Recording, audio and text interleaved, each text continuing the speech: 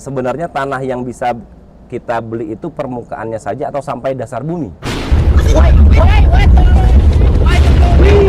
Apakah bisa mengubah HGB menjadi HM? SAM? Karena SAM, karena info dari pegawai ATR BPN, kalau tanahnya dimiliki pemerintah nggak bisa. Gimana tuh? Tak akan Terganti semua kisah yang telah terukir. Assalamualaikum warahmatullahi wabarakatuh. Salam sejahtera buat kita semua. Bertemu kembali dengan kami berdua. Saya Semi. Saya Harrison. Kami berdua Samson. Saatnya menjawab suara online.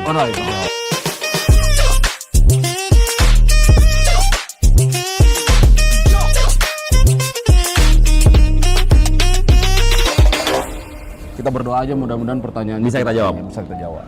Kalau nggak bisa jawab, kita jadi PR. Saya punya sejarah buruk tuh. Kenapa? Kalau ada pertanyaan-pertanyaan begini suka nggak lulus. Ini pertanyaan pertama nih. Tak tek tok tak tek Oke, tok, ya. siap. Christine Nathan bertanya, apakah benar sertifikat elektronik harus diupdate 3 tahun sekali? Karena katanya Sam, di internet itu beredar kabar seperti itu, bener nggak? Kalau elektronik tidak perlu diupdate ya. Tidak perlu. Jadi kalau sertifikat itu Bang, kita punya datanya di kantor kita, sedangkan masyarakat punya sertifikat. Nah itu kalau pengupdateannya pada saat pemohon melakukan pemeliharaan data, misalnya sertifikatnya mau dialihkan, dijual belikan, atau mau ditanggungkan, nah itu baru datang ke kantor pertanahan, kita lakukan pencatatan datanya, nanti datanya otomatis terupdate. Jadi isu yang di internet menyatakan bahwa harus diupdate 3 tahun Tidak sekali, benar. tidak benar sama sekali. So, Christine hoax di internet. Tanyakan sama Samson. Nomor 2 Sam. Oke. Apa nih? Dari @lebay pakai underscore Bang. Lebay underscore. Dari IG ini, untuk peralihan dari sertifikat biasa ke sertifikat elektronik, apakah dikenakan biaya? Kalau itu program BPN harusnya 100% free. Cek lapang dan ukur ulang harusnya sepenuhnya ditanggung BPN kan? Tuh. Gimana Bang? Nah, Kebijakannya Bang? ini pertanyaan ini bagus, tapi kita harus tahu dulu ya. Kalau misalnya memang dalam pengecekan itu ada sesuatu yang harus difikskan, Harus ada membuktikan memberikan lapangannya. kepastian pembuktian di lapangan apakah luas, posisi dan sebagainya masih seperti sertifikat yang awal, kan berarti harus ada kegiatan baru, ya. Kegiatan untuk melakukan pengecekan, bisa saja dalam bentuk pengukuran ulang. Nah, setiap kegiatan yang berbasis memanfaatkan petugas ukur untuk ke lapangan, pekerjaan-pekerjaan sifatnya lapangan itu menurut ketentuan memang ada PNBP-nya saya, ya kan? Jadi PNBP untuk pengukuran ulang. PNBP Bang, ya? untuk pengukuran ulang, karena untuk memastikan posisinya. Kecuali memang ketika di dalam keyakinan si pemilik sendiri memang tidak ada perubahan apapun, tidak ada sesuatu yang perlu diyakinkan, masih seperti Maupun itu. perubahan bentuk, perubahan Tidak ada sama luas sekali. gitu ya Bang? Iya, jadi tidak ada kerjaan-kerjaan tambahan yang mengakibatkan adanya PNBP. Oke, nomor 3, saya tanya dulu ya, dari Meike Nur Hayati. Yang nama Meike angkat tangan. Dari Instagram dia bertanya, untuk sertifikat tanah bisa nggak untuk tidak diganti?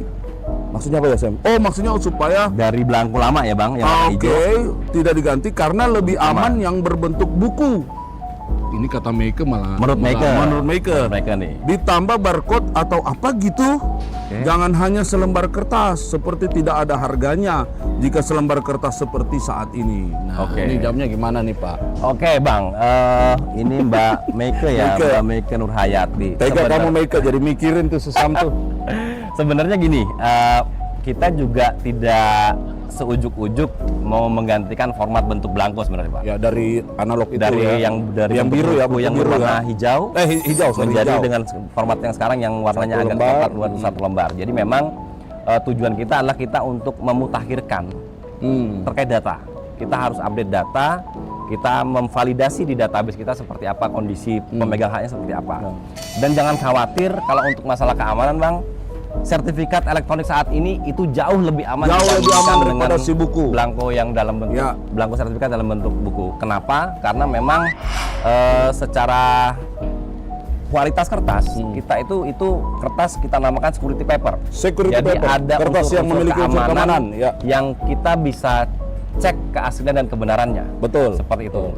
Ini Meike juga nanya nih, Mbok ya tetap aja buku Barcode. pakai barcode. Kan ada barcode-nya juga kan Ada. masalahnya ya. Jadi di sertifikat elektronik itu di bagian belakangnya ada barcode untuk kita menunjukkan letak bidang tanahnya malah bang. Pakai aplikasi. Pakai aplikasi Sentuh Tanahku. Aplikasinya Sentuh Tanahku. Kalau belum di sini download, nih. download dulu. Download di sini Ya kan? nih ya. Seperti itu. Jadi Langsung ketahuan. kalau masalah keamanan kita jamin yang sertifikat elektronik saat ini yang satu lembar lebih aman dibandingkan sertifikat analog. Yes. Seperti itu. Lebih aman karena apa? Dia bukan hanya di selembar kertas itu yang bisa dilihat datanya pakai aplikasi Sentuh Tanahku, tapi pangkalan datanya memang Betul. sudah menyimpan data-data kita dan itu secara security sistemnya jauh lebih aman dan itu tidak bisa dipalsukan. Dan tidak bisa dirubah juga bang. Tidak ditemukan di jalan-jalan di mana teman-teman suka menemukan belangko-belangko palsu. Iya. Perubahan data hanya bisa dilakukan dengan permohonan oleh pemegang hak. Iya, betul sekali. Sertifikatnya, begitu, Betul. Pak. Pak, kalau lecek hilang, nggak masalah. Nggak masalah. Pangkalan datanya Yang penting ada. data di pangkalan data tetap sama, Pak. Aman. Kemarin ada yang nanya tuh, Sam, bisa dilaminating?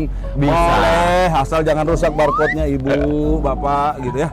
Oke, Meike.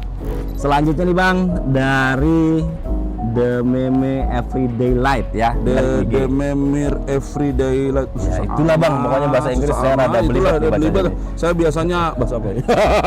Dari Instagram meme ini ya, kita panggil meme ya bang. Meme ini bertanya, sebenarnya tanah yang bisa kita beli itu permukaannya saja atau sampai dasar bumi?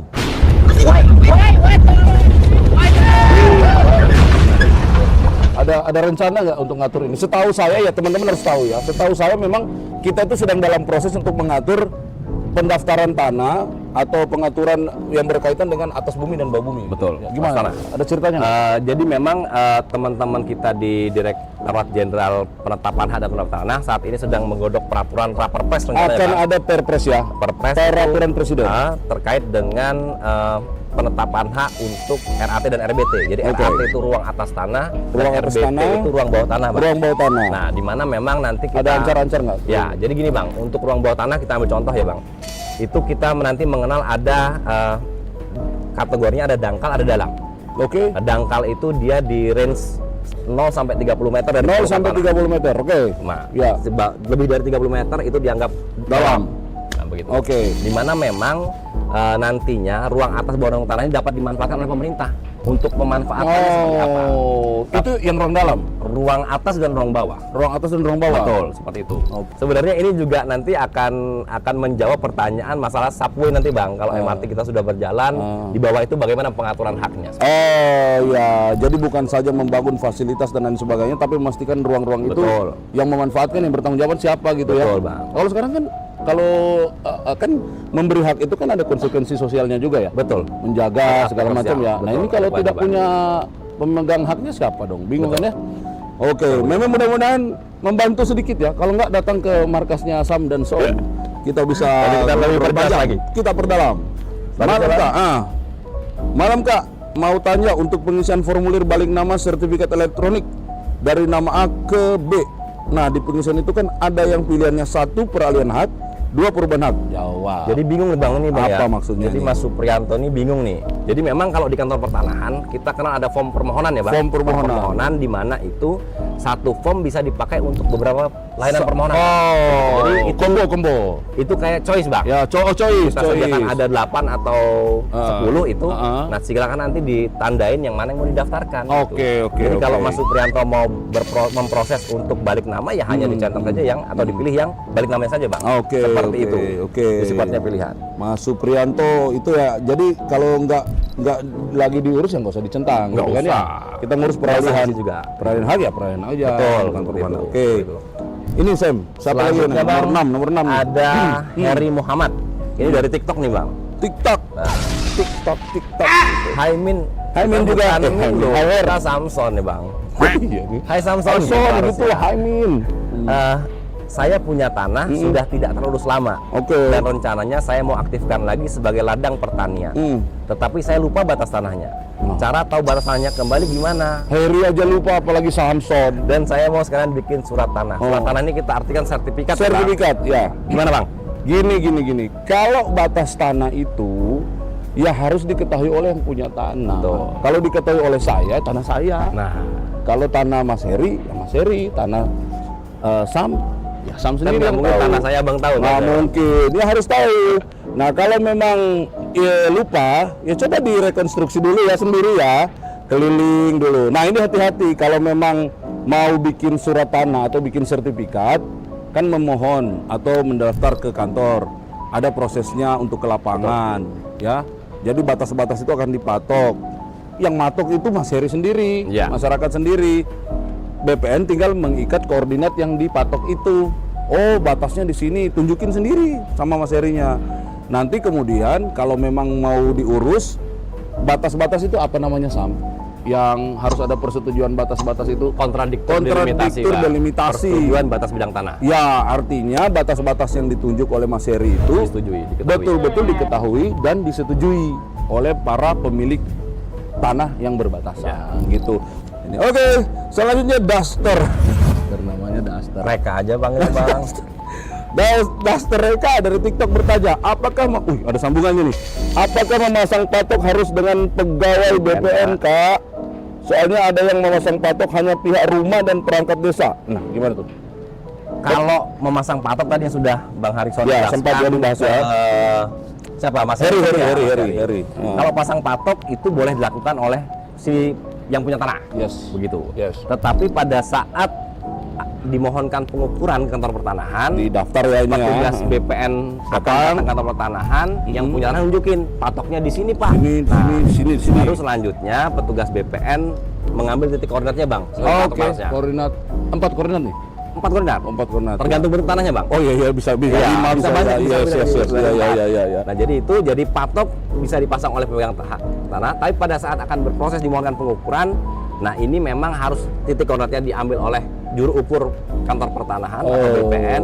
Kemudian nanti harus ada dokumen kontradiktor delimitasi di gambar ukurnya Bang, yang harus ditandatangani oleh tetangga tanah yang berbatasan. Batas-batas ya. Seperti itu. Kecuali Persetujuan. bukan karena sedang didaftar ya. Ya. Saya ingin masang patok nih, kan tanah saya kan harus Oh, ada silakan, batasnya kan. itu. Ya sudah saya taruh gitu. Tapi pastikan itu benar. Betul. Jangan sampai ada Jangan konflik. tanah dan tetangganya Sengketa begitu. batas lagi. Oke, Duster Reka, terima kasih sudah bertanya. Selanjutnya Selanjutnya. dari Firza Karunia 91. Hai Firza, ya. Dari YouTube ini Bang. YouTube. Apakah alas hak untuk penerapan tanah bisa menggunakan surat jual beli dari desa, Oke. ataukah harus menggunakan akte jual beli dari Suharso di Pemalang? Oh, ini Firza ini Antara yang menanya saudaranya dengan ini. Suharso. Suharso striker, Firza bek. Kita main bola. ya. Gini. Ini aktanya tetap harus pakai akta jual beli ya. Aktanya di PPAT ya. Ya, PPAT. PPAT notaris ya. Jadi aktanya tetap dibuat, tapi surat yang dimiliki oleh Pak Suharso, apa tadi katanya itu? Surat jual beli dari desa. Surat jual beli desa itu jadi dasarnya.